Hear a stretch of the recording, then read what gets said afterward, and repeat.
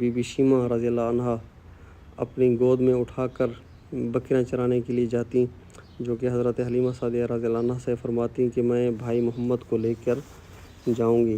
تو حضرت حلیمہ سعدیہ رضی اللہ عنہ فرماتی تھیں کہ محمد صلی اللہ علیہ وسلم ابھی چھوٹے ہیں، ان کو کیوں لے کر جاتی ہو؟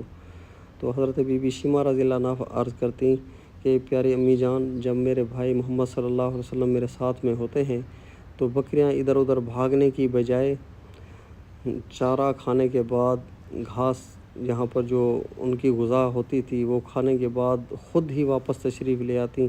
آپ صلی اللہ علیہ وسلم کے چہرہ مبارک کو بکریاں بھی اتنی خوش نصیب تھیں کہ وہ دیکھتی رہتیں۔ بکریاں میرے آقا صلی اللہ علیہ وسلم کی خوشبو کو سونگھ کر واپس آتیں۔ حضرت شیمہ چونکہ وہ ان کا بھی بچپن ہی تھا تو ان کو دوڑنا نہیں پڑتا تھا بکریوں کے آگے پیچھے۔ آپ جانتے ہیں جب بکریوں کو چرانے کے لیے کیسے دوڑنا بھاگنا پڑتا ہے، کبھی آپ نے دیکھا ہے بکریوں کو